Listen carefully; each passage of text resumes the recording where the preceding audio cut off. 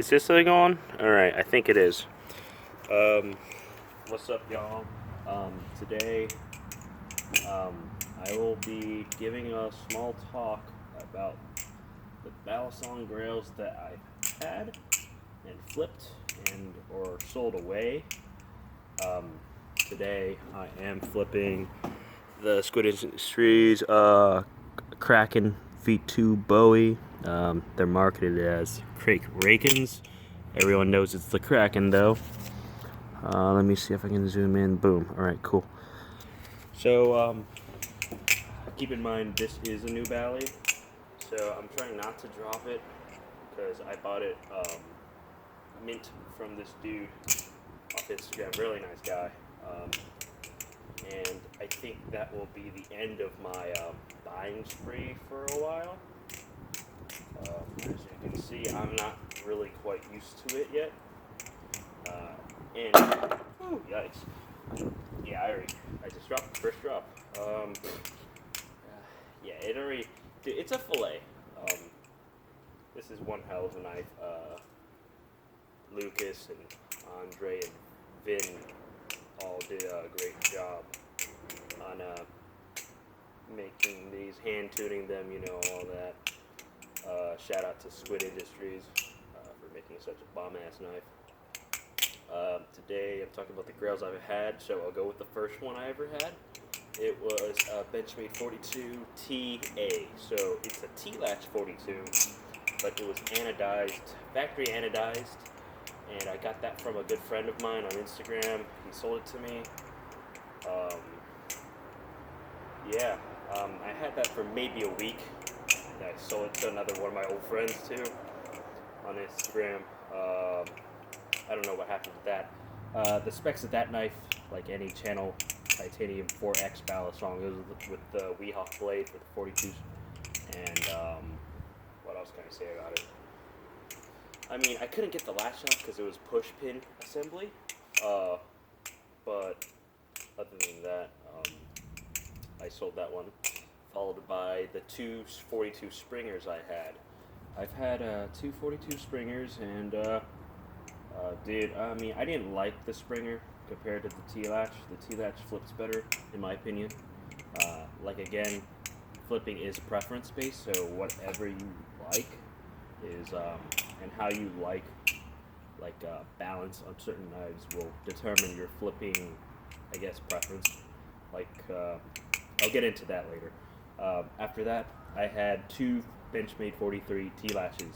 One was a standard, it was I think a 154 cm T-latch 43, and the other one was a 43 TA that I got from my friend Max off Instagram. Things I can say about the 43, I prefer the 43 as a flipper than I did the 42. Sheesh. I had two of those, sold them to my friends as well. I traded the last 43 I had, which was the 43 TA. I traded that for a Kraken and a 42 Springer, which was the last 42 Springer I had. I sold the 42 Springer, and I had to sell my first Kraken, which was a Tonto First Production V1 silver Kraken. This one's the, V2 Bowie gunmetal gray. I don't know if it zooms in or not, but it's a first production. I don't know if I can zoom. Can I zoom in on the production number? It's 544 out of 600. Pretty nice, pretty cool. All right, back to over here. Thanks for bearing with me, by the way. So enough of the Benchmade grails I've had. Let's go on to the Cold Steel Archangel. So I only have one. I had one of these. When I first got it, it was pretty beat. It had rust going on because the Cold Steel Archangel, it came with carbon steel on the blade. So therefore, if you didn't, oh jeez, I dropped it in my thigh the other day, and I had to put super glue on it. It was pretty bad, dude. This thing's a fillet. this thing's sharp, dude. It's scary. I have to pay more attention to it. I'm too scared to try scissors with it right now. So all you're gonna get is like an ASMR and repetitive choker fans with it. Sorry if I'm repetitive, but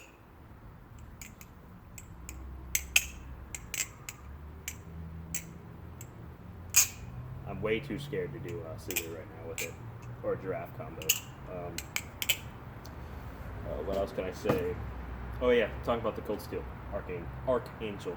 So I had a spear point AA, and that one was it was like a modified spear point, so not the full double edge.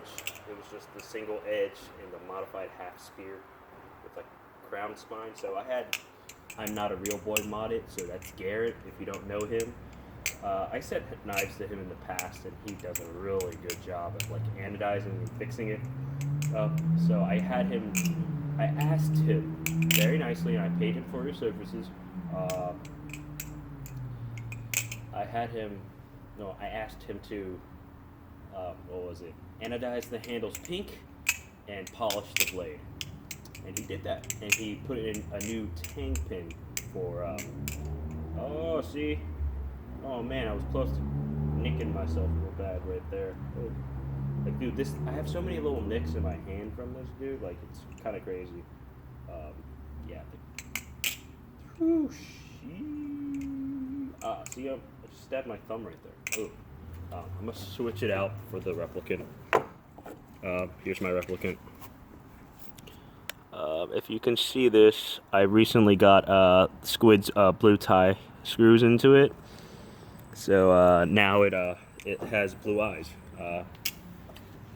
Surprisingly, with this rep, I've had it for 2 years, and I don't seem to get cut by it anymore, which is weird. Like yesterday, I was trying to do double scissors on my bed, and I should have cut myself like at least 2 times, and I think it's just this is the chosen, the best.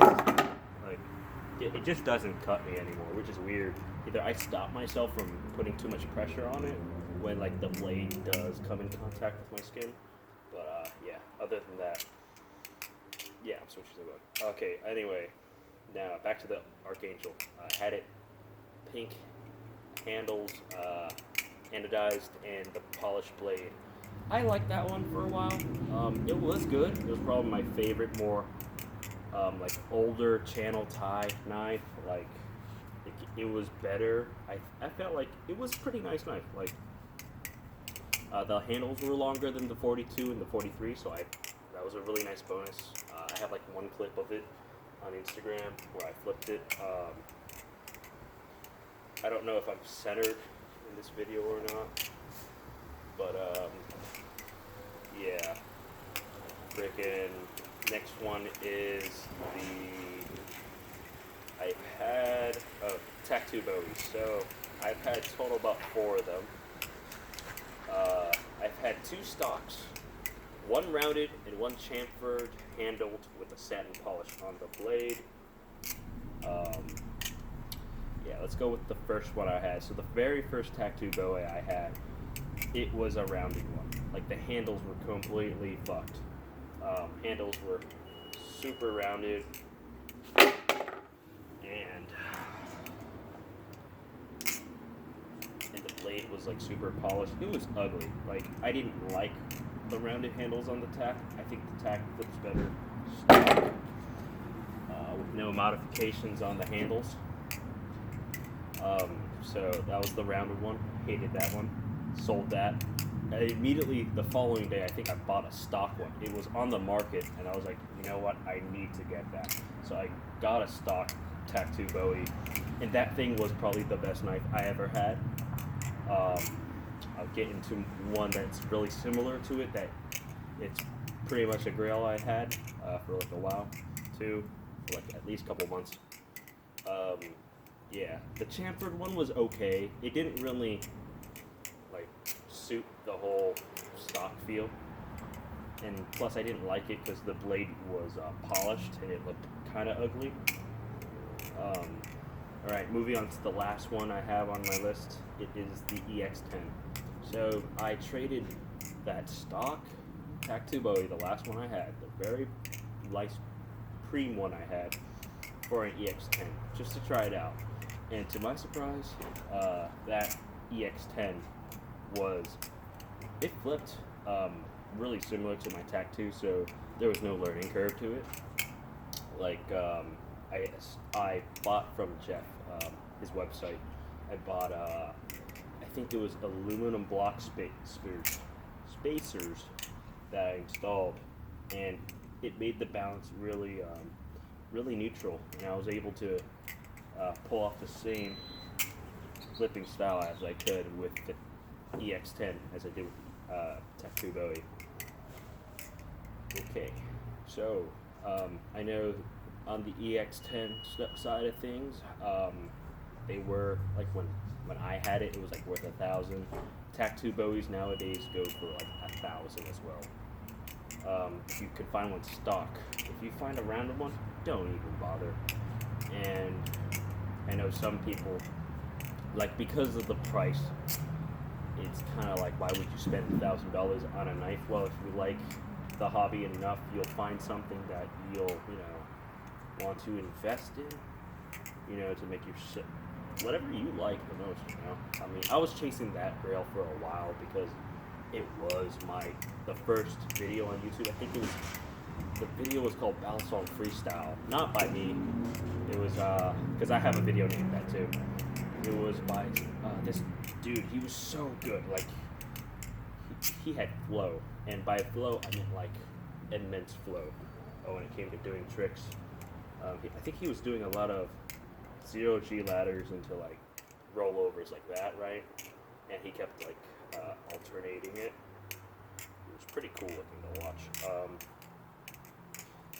Speaking of the EX10, I think what was it? Oh yeah, the EX10 clone. Yeah, that's a big issue too. So, I mean, I bought one, like, I think a while back, like within the first couple, like, I think it was the first year of me flipping. I bought one. They were just coming out, and